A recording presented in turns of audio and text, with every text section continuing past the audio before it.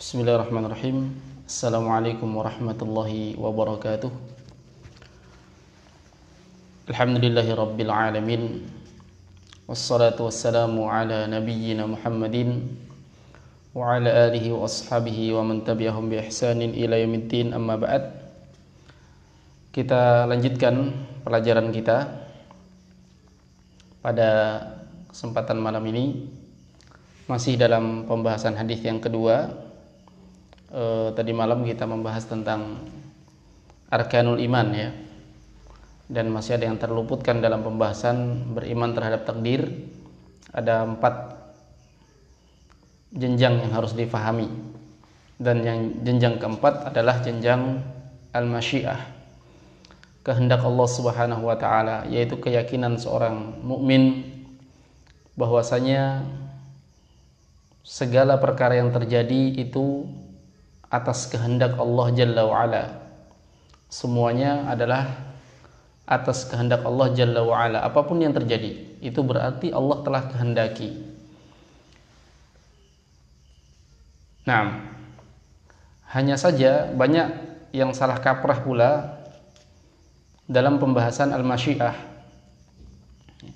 kehendak Allah Subhanahu wa taala.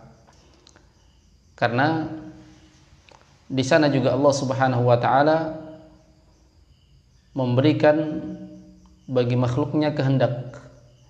Manusia itu diberikan ikhtiar, pilihan. Ya. Makanya disebut dalam Al-Qur'an, faman syaa'a minkum ayyastaqim. Siapa di antara kalian yang hendak istiqamah. Artinya siapa yang mau istiqamah, dia istiqamah. Dan siapa yang tidak berkehendak, dia tidak akan istiqamah.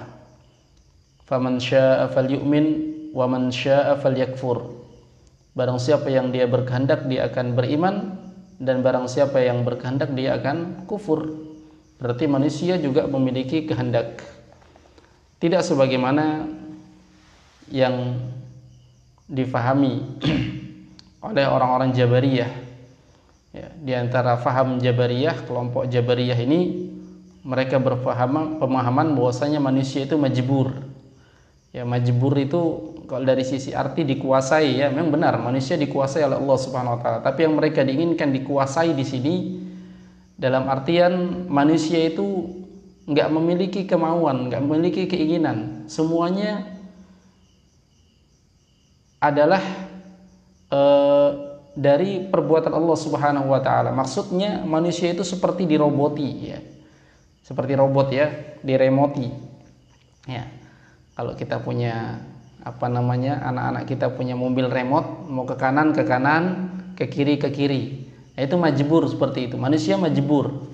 Manusia itu dikuasai seperti itu. Artinya tidak memiliki kehendak. Dan ini adalah kesalahan dalam memahami al-masyiah, kehendak. Manusia diberikan kehendak. Hanya saja kehendak manusia mengikut terhadap kehendak Allah Subhanahu wa taala. Apa yang terjadi seluruhnya adalah perkara yang Allah Subhanahu wa taala kehendaki. Ya, wa ma tasyauna illa ayyasha Allah. Tidaklah mereka berkehendak kecuali jika Allah Subhanahu wa taala menghendakinya. Nah, jadi makhluk memiliki kehendak, namun Allah Subhanahu wa taala memiliki kehendak, dan kehendak makhluk mengikut kepada kehendak Allah Jalla wa ala. Nah, dan juga banyak salah kaprah pula dalam permasalahan kehendak ini. Ya, ada orang mengatakan bahwasanya kalau Allah sudah menghendaki dan itu pasti terjadi, untuk apa lagi, ya, kita berusaha begini dan begini, berkehendak begini dan begini. Dan ini telah lewat pembahasannya, ya. Ya, kemarin bahwasanya Nabi SAW ketika para sahabat bertanya, afala nattakil ala kitabina, apakah kita bersandar kepada takdir kita saja, catatan kita saja, maka Nabi SAW mengatakan, i'malu, beramalah kalian, disuruh untuk beramal. Karena manusia juga diberikan ikhtiar. Manusia juga diberikan ikhtiar.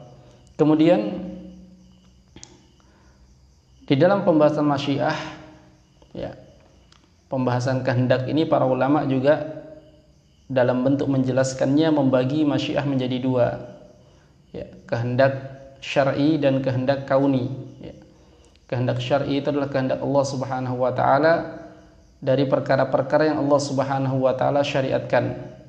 Allah menghendaki manusia beriman. Allah menghendaki manusia untuk berbuat kebaikan. Allah menghendaki manusia untuk bertaubat kepada Allah Subhanahu wa taala. Namun ada saja manusia yang mereka tidak beriman kepada Allah Jalla wa Ala. Nah, ini kehendak Allah dan ini adalah kehendak syar'i. Adapun kehendak kauni, yaitu kehendak yang Allah Subhanahu wa taala berkehendak dengannya dan pasti terjadi. Ya. Jadi kehendak syar'i tadi kadang terjadi, kadang tidak. Allah berkehendak manusia seluruhnya beriman, tapi manusia ada yang tidak beriman. Kehendak kauni yaitu Allah berkehendak dan pasti terjadi. Ya. Iyasha yakun illam wa illam yasha lam yakun. Apapun yang Allah kehendaki terjadi pasti. Dan apapun yang Allah tidak kehendaki maka tidak akan terjadi. Nah, dan insyaallah pembahasan kelengkapan dalam pembahasan masyiah ini kita akan jelaskan pada tempatnya nanti insyaallah. Ya, pada tempatnya insyaallah dalam pembahasan hadis berikutnya. Taib. Kemudian lanjutan setelah Nabi SAW menjelaskan tentang al-iman ini, nah, maka Jibril bertanya lagi, fa akhbirni 'anil ihsan. Fa akhbirni 'anil ihsan. Kabarkan kepadaku tentang al-ihsan. Ya. Ini juga pembagian Islam. Al-Islam, al-iman wal ihsan. Maka Nabi SAW menjelaskan al-ihsan. Ihsan itu adalah an ta'budallah ka'annaka tarah. Engkau beribadah kepada Allah Jalla wa Ala seakan-akan engkau melihat Allah Subhanahu wa taala. Wa illam takun tarah, kalau engkau tidak melihat Allah, fa innahu yarak, maka Allah melihat engkau. Di sini para ulama menyebutkan bahwasanya al-ihsan itu ruknun wahid. Ruknun wahid. Satu rukunnya. Ya, satu rukunnya. Yaitu apa? Jika engkau beribadah seakan-akan engkau melihat Allah, dan jika engkau tidak melihat Allah maka yakinilah bahwasanya Allah Subhanahu wa taala melihat engkau. Jadi ini satu rukun, hanya saja di dalamnya terdapat dua perkara, dua poin. Nah, poin yang pertama disebut, ya, para ulama menyebutnya dengan jenjang musyahadah. Ya, persaksian, dia menyaksikan. Ya, seakan-akan dia melihat Allah Jalla wa Ala. Jenjang yang kedua disebut jenjang muraqabah. Ya, jenjang merasa terawasi oleh Allah Subhanahu wa taala, yaitu ia merasakan bahwasanya Allah Subhanahu wa taala terus-menerus melihatnya. Dalam kondisi demikian maka dia akan memperbaiki ibadahnya. Makanya ini disebut para ulama al-ihsan ini jenjang tertinggi dalam agama. Karena kapan seorang telah merasakan yang namanya al-ihsan, maka dia akan merasakan kelezatan di dalam beribadah kepada Allah Jalla wa Ala. Nah, al-ihsan an ta'budallah ka'annaka tarah. Engkau beribadah kepada Allah Subhanahu wa taala seakan-akan engkau melihatnya. Ini kita sebut tadi apa? Para ulama menyebut dengan jenjang musyahadah. Ya. Bagaimana seorang bisa seakan-akan dia melihat Allah? Ingat pada kalimat ka'annaka tarah, seakan-akan engkau melihat Allah. Kalimat seakan-akan artinya tidak melihat, ya. Ya, seakan-akan. Karena pendapat Ahlus Sunnah wal Jamaah bahwasanya Allah Subhanahu wa taala tidak bisa dilihat di dunia. Bahkan Nabi SAW tidak melihat Allah Subhanahu wa taala di dunia. Akan tetapi kelak orang-orang beriman akan melihat Allah Subhanahu wa taala di akhirat. Ya. Di dunia tidak melihat. Lan tarani hatta tamut. Kalian tidak akan pernah melihatku sampai kalian meninggal. Artinya setelah meninggal, yaitu pada hari kiamat, seorang yang beriman akan melihat kepada Allah Jalla wa Ala. Ketika Nabi SAW melakukan perjalanan Isra, ya, wal Mi'raj, naik ke langit, ya, kemudian berjumpa dengan Allah Subhanahu wa taala di langit yang ketujuh, kemudian turun ke bumi. Nabi ditanya oleh Aisyah radhiyallahu taala anha, "Apakah engkau melihat Allah Subhanahu wa taala?" Maka Rasulullah SAW mengatakan, "An-nur, cahaya kaifa arah, bagaimana aku melihatnya. Ya, di dalam riwayat yang lain disebutkan hijabuhun nur, hijabnya adalah cahaya. Nah, demikian pula ketika Nabi Musa alaihissalam ya, hendak meminta melihat Allah Subhanahu wa taala, Allah perintahkan untuk walakin inzur ilal jabal, lihat ke gunung ya. Maka ketika fa in istaqarra makanahu fasawfa tarani, jika engkau bisa melihat tetapnya ya gunung tersebut, engkau akan melihatku. Maka ketika dia melihat ke arah gunung tersebut, ia pun pingsan ya. Ia pun pingsan. Nah, tidak bisa melihat Allah Subhanahu wa taala di dunia.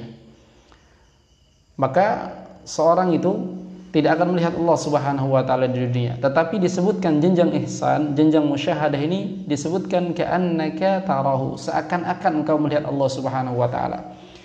Dijelaskan juga para ulama bahwasanya yang dimaksud di sini bukanlah musyahadatul dzat. Bukan mempersaksikan zatnya, bukan zat Allah Subhanahu wa taala. Tetapi yang diinginkan di sini adalah musyahadatus sifat, mempersaksikan sifat-sifat Allah Subhanahu wa taala, kebesaran sifat-sifat Allah Subhanahu wa taala.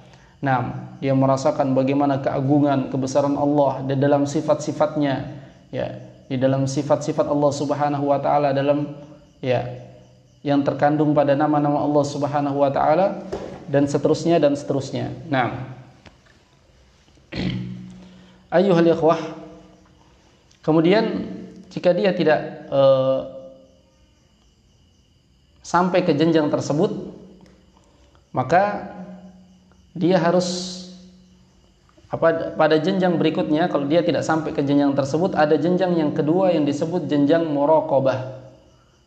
Jenjang muraqabah, yaitu merasa diawasi oleh Allah Subhanahu wa taala. Bagaimana itu jenjang muraqabah? Fa illam takun tarah fa innahu yarak. Jika engkau tidak seakan-akan melihat Allah Subhanahu wa taala, maka sesungguhnya Allah Subhanahu wa taala melihat engkau. Dan ini keyakinan seorang mukmin. Hanya saja ketika dia ya, jadikan ya, hal tersebut pada dirinya ketika dia beribadah kepada Allah Subhanahu wa taala, contohnya dia sholat. Dia merasa dia sholatnya ini diawasi terus oleh Allah Subhanahu wa taala, gerak-geriknya, bacaannya, zikirnya, maka tentu dia akan berusaha untuk memperbaiki ibadahnya. Ketika dia takbir, Allah melihatnya. Ketika dia membaca, Allah melihatnya. Ketika dia ya khusyuk, Allah melihat bagaimana kekhusyuannya, bagaimana keikhlasannya, bagaimana niatnya, bagaimana dan seterusnya dan seterusnya. Semakin dia merasa terus-menerus terawasi oleh Allah Subhanahu wa taala, maka dia akan semakin memperbaiki ibadahnya. Makanya kalau ditanya apa di antara kiat agar seorang itu baik dalam ibadahnya, khusyuk dalam ibadahnya, salah satunya adalah dia merasakan muraqabatullah, merasa diawasi oleh Allah Subhanahu wa taala. Dimanapun dia Allah melihat ya. Dimanapun dia Allah mempersaksikan. Apapun yang dia ucapkan Allah mendengar. Ini jenjang apa? Muraqabatullah, merasa diawasi oleh Allah Subhanahu wa taala. Nah, kemudian setelah Nabi SAW menyebutkan hal tersebut, berarti Nabi sudah mengajarkan tentang Islam ya, al-Islam, al-Iman, al-Ihsan kepada para sahabat yang hadir di sekeliling beliau ya sallallahu alaihi wasallam. Jibril bertanya lagi kepada Nabi sallallahu alaihi wasallam. Pertanyaan beliau, fa akhbirni 'anis sa'ah, kabarkan kepadaku tentang hari kiamat ya. Sekarang pertanyaannya tentang hari kiamat. Maka menunjukkan bahwasanya di antara perkara penting di dalam agama adalah tentang mengajarkan manusia tentang hari kiamat ya. Lihat ya, perkara penting, Islam, iman, ihsan, perkara paling penting dalam agama. Kemudian dimasukkan ternyata pembahasan tentang hari kiamat, hari berbangkit. Oleh sebab itu tidak ada seorang nabi pun yang diutus oleh Allah Subhanahu wa taala di permukaan bumi kecuali seluruhnya mereka mengingatkan tentang hari berbangkit. Ya, tentang hari berbangkit, tentang hari kiamat. Karena pentingnya perkara tersebut. Ya, tentang pentingnya perkara tersebut dan bahwasanya setiap manusia akan mempertanggungjawabkan amalannya pada hari tersebut. Fa akhbirni 'anis sa'ah.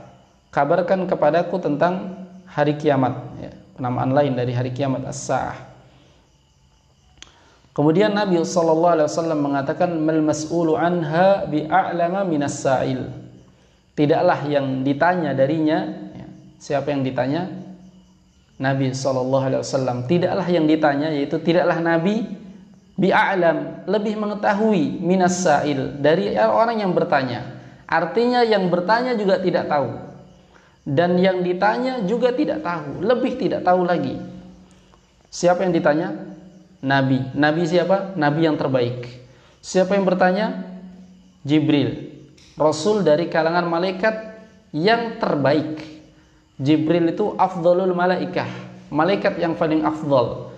Nabi Muhammad itu afdhalul bashar, manusia yang paling utama. Manusia yang paling utama ketemu dengan malaikat yang paling utama, saling bertanya, jawabannya sama-sama nggak tahu. Muncul orang belakangan sok tahu tentang hari kiamat, ya.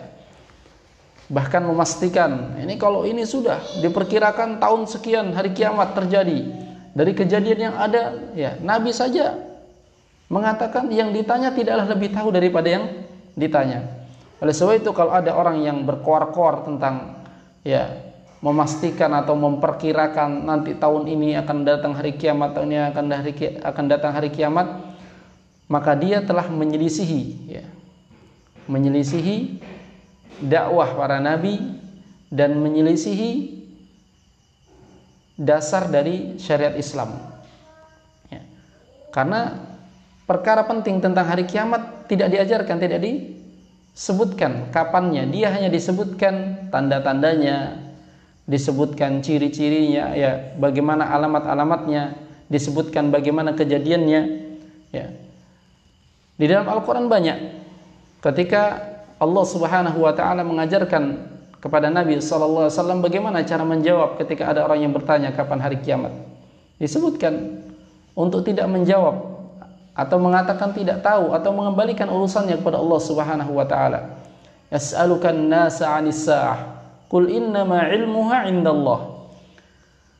Mereka bertanya kepada engkau wahai Muhammad tentang hari kiamat. Katakan, ini pengajaran langsung dari Allah kepada Nabi SAW, cara menjawabnya. Kok kita masih cari prediksi-prediksi lain? Nabi saja diajar langsung oleh Allah Subhanahu wa taala, "Qul," katakan wahai Muhammad, ilmuha indallah. Ilmunya di sisi Allah Subhanahu wa taala. Ya. Wa ma yudrika la'alla as-sa'ata takunu qariba. Engkau tidak tahu, mungkin saja hari kiamat itu dekat. Ya. Yas'alunaka 'anis sa'ati ayyana mursaha. Mereka bertanya kepada engkau Muhammad, ya, tentang hari kiamat, kapan terjadinya, kapan datangnya. Fima anta min dzikraha, ya. Terhadap apa engkau menyebutkannya? Tidak ada, ya, jawaban, keterangan menunjukkan kapan hari kiamat itu. Pengajaran langsung dari Allah Subhanahu wa taala. Maka tidak pantas seorang memprediksi, ya, menentukan kapan hari kiamat dan seterusnya dan seterusnya. Mal mas'ulu anha bi'a'lama minas sa'il. Menunjukkan bahwasanya Nabi sallallahu alaihi wasallam tidak mengetahui perkara ghaib. Apapun yang beliau sebutkan dari perkara ghaib itu dari wahyu yang diturunkan oleh Allah Subhanahu wa taala. Wa may yantiqu 'anil hawa in huwa illa wahyu yuha. Tidaklah beliau berucap dengan hawa nafsunya, yang beliau ucapkan itu adalah wahyu yang diturunkan oleh Allah Subhanahu wa taala. Kapan tidak diturunkan wahyu dari perkara ghaib, maka beliau tidak mengetahuinya. Beliau hanyalah manusia. Innama ana bashar. Ya. Sesungguhnya aku adalah manusia seperti kalian juga. Naam. Tidak mengetahui perkara yang gaib. Oleh sebab itu mengaku mengetahui perkara yang gaib, ya, selain dari jalur wahyu, itu adalah merupakan bentuk penyimpangan bahkan kekufuran. Oleh sebab itu para ulama mengkafirkan para dukun dengan dua sebab. Sebab yang pertama istid'a bil ilmil ghaib. Mereka mengaku mengetahui perkara yang gaib. Yang kedua istikhdam syayatin. Mereka menjadikan syaitan sebagai pembantu-pembantu, menggunakan syaitan sebagai pembantu-pembantu ya untuk mengetahui perkara-perkara yang mereka tidak lihat dan seterusnya dan seterusnya. Nah, kemudian Jibril bertanya lagi kepada Nabi sallallahu alaihi wasallam, "Fa akhbirni an amaratiha." Kalau begitu kabarkan kepadaku tentang tanda-tandanya. Ya, kalau tanda-tandanya ada. Ya, para ulama membagi tanda-tanda hari kiamat menjadi dua. Tanda-tanda yang kubra, yang besar, dan tanda-tanda yang sughra, yang kecil. Tanda-tanda yang kubra itu maksudnya adalah tanda-tanda yang sudah di fase-fase hampir terjadinya kiamat, ya. Atau sedang akan terjadinya kiamat, ya. Sudah sangat mendekati sekali, yaitu dimulai dari munculnya Dajjal, sebagian menyebutkan, ya, hingga terbitnya matahari dari tempat tenggelamnya dan seterusnya. Adapun tanda-tanda sughra yang sebelumnya itu, ya. Dan apa yang akan Nabi SAW sebutkan di sini adalah tanda-tanda sughra, tanda-tanda kecil. Nah, tanda-tanda kecil. Bahkan terutusnya Nabi SAW itu sudah merupakan tanda akan datangnya hari kiamat, karena beliau diutus sebagai khatamun nabiyyin, ya, penutup para nabi. Makanya kata Nabi SAW, "Ana was-sa'ah," saya dengan hari kiamat itu kahatain, seperti ini sudah. Ya, jalan dekat sekali, tidak ada pemisah sudah. Ya. Nah, menunjukkan bahwasanya sudah dekat hari kiamat. Iqtarabatis sa'ah wan syaqqal qamar. Hari kiamat telah dekat, bulan telah terbelah menjadi dua. Ya, jadi pernah terjadi bulan terbelah menjadi dua di zaman Nabi SAW. Kemudian beliau menyebutkan tanda-tandanya. Antalidal amatu rabbataha. Yang pertama adalah seorang hamba sahaya perempuan, budak perempuan itu melahirkan tuannya. Nah, banyak penjelasan para ulama menyebutkan tentang penjelasan hadis ini. Namun yang paling dekatnya adalah seorang budak wanita, dia melahirkan seorang anak, kemudian anak ini menjadi besar dan menjadi seorang pimpinan, sedangkan ibunya tetap menjadi budak sahaya, sehingga dia perintah, ya, kesana kemari dan seterusnya dan seterusnya. Secara umum ini adalah bentuk banyaknya kedurhakaan terhadap orang tua, ya, kedurhakaan terhadap kedua orang tua. Nah, kemudian di antara tanda-tanda yang lain, wa antaral hufatal uratal alah, engkau melihat seorang yang tidak beralas kaki, yang tidak berpakaian lengkap, kemudian orang yang tidak memiliki kekayaan, ri'a asya, dia sebagai pengembala kambing, ya, artinya orang nggak punya, fakir, fuqara, ya. Yatatawaluna fil bunyan, dia berlomba-lomba meninggikan bangunan. Yaitu akan datang masanya orang yang dia sebenarnya nggak punya, tetapi saling meninggikan bangunan, ya, bermegah-megahan, sok menjadi orang yang kaya. Dan sekarang sudah banyak, ya, orang nggak punya modal, ya, nggak punya duit, hutang sana kemari, seakan-akan jadi orang kaya, punya bangunan-bangunan tinggi. Dia sendiri masih ngontrak tapi meninggikan bangunan untuk walet. Nah, dan itu bagian dari tanda-tanda hari kiamat. Nah, thumman talaqa, kemudian Jibril pun beranjak pergi. Nggak ada penyebutan pamit, ya, atau yang semisalnya.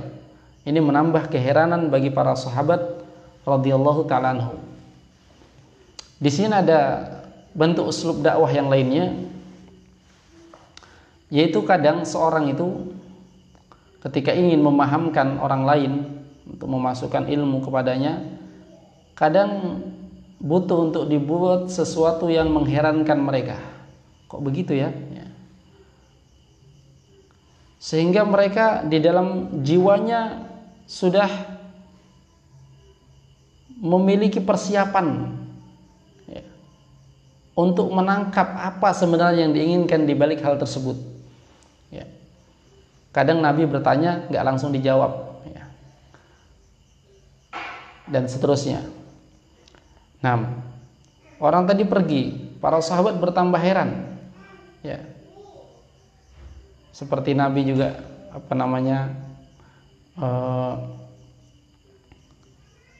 meninggalkan jawaban ketika beliau tidak keluar untuk sholat berjamaah di sholat tarawih.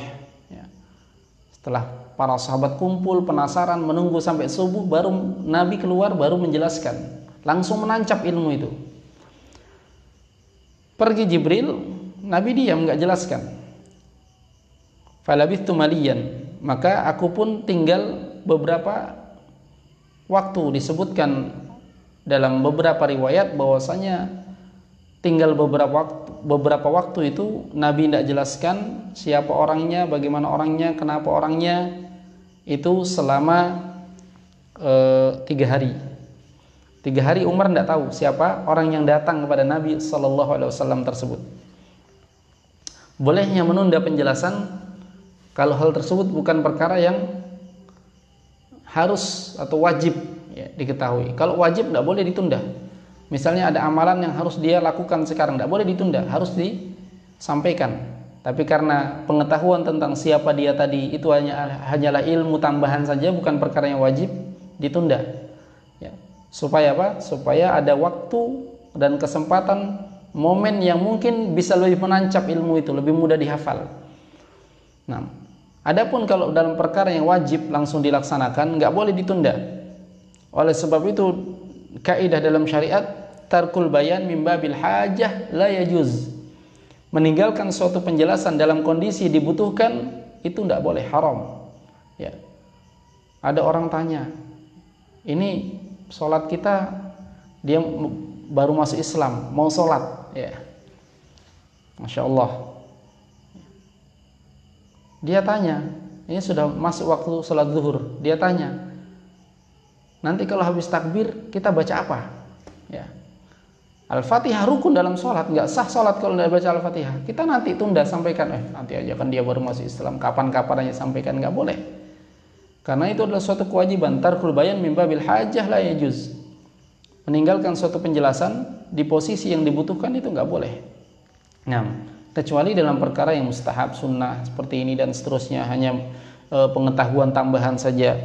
Nah, tsumma qala, kemudian Nabi mengatakan setelah beberapa hari, Nabi mengatakan, ya Umar, atadri manis sa'il, wahai Umar, tahukah engkau siapa tadi yang bertanya, siapa kemarin itu yang bertanya? Ilmu tambahan dari Nabi SAW. Maka Umar berkata, Allahu wa rasuluhu a'lam, Allah dan Rasulnya yang lebih mengetahui. Ini adab seorang alim, seorang yang berilmu, dan adab bagi seorang yang muta'allim, bagi seorang yang menuntut ilmu, dua-duanya. Seorang yang penuntut ilmu, kalau dia tidak bisa jawab, dia katakan Allahu a'lam. Seorang yang alim, kalau ditanya dia tidak tahu, jangan malu untuk mengatakan Allahu a'lam. Nabi ketika ditanya kapan hari kiamat, tidak tahu. Mal mas'ulu anha bi'a'lam minas sa'il. Nabi mengatakan tidak tahu. Makanya para ulama mengatakan la adri, kalimat la adri nisful ilm. Kalimat saya tidak tahu itu sebagian dari ilmu. Sebagian ulama menjelaskan kenapa kok bisa menjadi seperdua dari ilmu. Karena ilmu itu dia mengetahui separuhnya, yang separuhnya dia sudah mengetahui, dirinya tidak mengetahui. Itu separuh dari ilmu sudah. Kalau orang tidak tahu, baru dia merasa tahu, itu kan namanya tidak tahu. Tidak tahu diri bahkan namanya. Tetapi ketika seorang itu tidak tahu, dia mengatakan Allahu a'lam, Allah yang mengetahui, atau la adri, itu sudah 1/2 dari ilmu, karena dia mengilmui bahwasanya dirinya tidak berilmu. Bahkan dia serahkan ilmunya kepada Allah Subhanahu wa taala. Wal ilmu 'indallah. Ilmu itu hanya di sisi Allah Subhanahu wa taala. Enggak boleh seorang malu untuk mengatakan Allahu a'lam, Allah yang mengetahui. Oleh sebab itu ketika seorang datang kepada Imam Malik bertanya, dalam pertanyaan itu ditujukan lebih dari 40 pertanyaan, beliau hanya menjawab 2 pertanyaan, yang lainnya enggak dijawab. Orang ini dari Andalus, ya dari Andalus, Andalusia.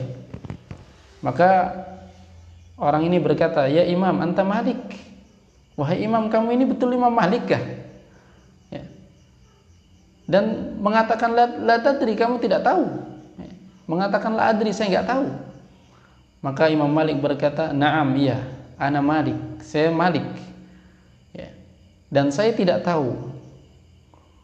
Dan kamu pulang ke negerimu, sampaikan kepada manusia anna Malikan la yadri.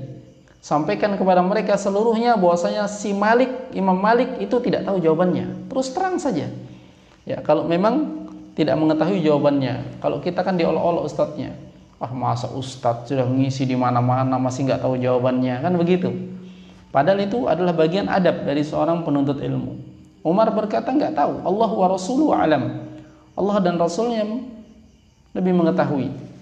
Demikian pula seorang imam ditanya, apa kamu tidak malu ya imam mengatakan Allahu a'lam? Kata imam ini, kenapa saya malu terhadap sesuatu yang para malaikat saja tidak malu mengucapkannya? Apa kata malaikat ketika disuruh mengatakan menyebutkan nama-nama tumbuhan atau buah-buahan di surga? Ambi'uni bi asma'ihim, sebutkan nama-nama buah-buahan itu. Maka malaikat menjawab, subhanak, la ilma lana illa ma 'allamtana. Maha suci engkau ya Allah, la ilma lana, kami enggak punya ilmu. Malaikat terus terang, kami enggak punya ilmu, illa ma 'allamtana, kecuali apa yang kau ajarkan. Kan sama, Allahu a'lam. Kecuali apa yang Allah ajarkan, Allah yang lebih mengetahui, ya. Maka enggak boleh seorang sombong sehingga ketika dia tidak mengetahui, dia menyombongkan dirinya dan enggan untuk mengatakan Allahu a'lam. Ya, enggan untuk mengatakan Allahu a'lam. Umar di sini mengatakan Allahu wa rasuluhu a'lam. Allah dan Rasulnya yang mengetahui, karena di hadapannya ada Rasul. Kalau sekarang kita boleh enggak mengatakan Allahu wa rasuluhu a'lam? Ya. Taib. Untuk kita sekarang, ya kan Rasul sudah enggak ada. Tetapi kalau kita ditanya dari sisi pembolehan, pertanyaan yang berkaitan dengan agama, maka boleh saja seorang mengatakan Allahu wa rasuluhu a'lam. Allah dan Rasulnya lebih tahu. Karena Allah tahu, Allah mengetahui dan Rasul juga mengetahui pembahasan agama ini. Apa hukumnya ini? Rasul tahu, ya. Di waktu itu Rasul tahu. Ya. Nah, pembahasan-pembahasan agama Rasul tahu. Maka boleh seseorang mengatakan Allahu wa rasuluhu a'lam. Nah, namun mencukupkan dengan Allahu a'lam itu mungkin lebih mudah difahami, ya. Jangan, supaya tidak memunculkan faham kenapa kok masih Rasul gak ada masih disebut Rasul, ya kan begitu. Hanya saja dari sisi pembolehan bisa dalam masalah agama. Adapun dalam masalah dunia nggak boleh, ya. Dikatakan Rasul mengetahui, Rasul sudah nggak ada. Dalam pembahasan dunia Rasul nggak tahu perkara-perkara yang terjadi sekarang. Misalnya, Ustaz, antum tahu nggak Pak Ahmad tadi kemana? Allahu wa rasuluhu a'lam. Salah, ya. Rasul nggak tahu, ya. Rasul sudah meninggal. Tetapi kita katakan Allahu a'lam, hanya Allah yang mengetahuinya. Nah, demikian. Qultu Allahu wa rasuluhu a'lam, ya. Umar berkata Allah dan Rasulnya yang lebih mengetahui. Ini adab seorang penuntut ilmu. Nah, qala, maka Nabi SAW mengatakan, hada Jibril, ini adalah Jibril, atakum yu'allimukum dinakum, yang datang kepada kalian mengajarkan kepada kalian agama kalian. Menunjukkan bahwasanya agama itu terbagi menjadi al-Islam, al-Iman, dan al-Ihsan. Karena Nabi mengatakan, datang kepada kalian mengajarkan agama kalian. Kalau begitu agama itu al-Islam, al-iman, dan al-ihsan. Sebagaimana yang Nabi SAW jelaskan. Nah, sekarang Nabi menjelaskan siapa yang guru di sini. Hada Jibril. Ini adalah Jibril. Atakum, yang datang kepada kalian. Yu'allimukum, mengajarkan kepada kalian. Amrodinikum, urusan agama kalian. Siapa yang guru? Nabi mengatakan yu'allimukum, dia mengajarkan kepada kalian, menunjukkan bahwasanya Jibril di sini sebagai seorang guru, walaupun yang menyebutkan jawabannya adalah Nabi sallallahu alaihi wasallam. Menunjukkan seorang santri bisa saja menjadi guru, ya, jika dia menginginkan kebaikan kepada jamaah lainnya. Jamaah lainnya ini enggak paham kalau saya jelaskan. Akhirnya dia pun bertanya kepada seorang ustadz dengan tujuan ustadz ini menjelaskan kepada yang lainnya, maka dia mendapatkan pahala orang yang menunjuki kebaikan. Orang yang menunjuki kebaikan disebut apa? Guru, muallim, orang yang mengajari ilmu. Nah, karena seorang yang menjadi perantara tersampaikannya ilmu, itu juga dia adalah seorang yang mengajarkan ilmu. Nah, ini secara ringkas penjelasan hadis kedua. Insyaallah dalam pertemuan berikutnya kita akan masuk dalam pembahasan hadis yang ketiga, khusus berkaitan dengan al-Islam. Sebagaimana pertemuan yang telah lalu kita katakan bahwasanya pembahasan tentang al-Islam akan kita tunda karena hadis yang ketiga memang berkaitan dengan al-Islam. Buniyal Islam ala khamsin. Islam dibangun di atas 5 perkara. Wallahu taala alam. Subhanakallahumma bihamdik asyhadu an la ilaha illa anta astaghfiruka wa atubu ilaik. Walhamdulillahirabbil alamin. Assalamualaikum warahmatullahi wabarakatuh.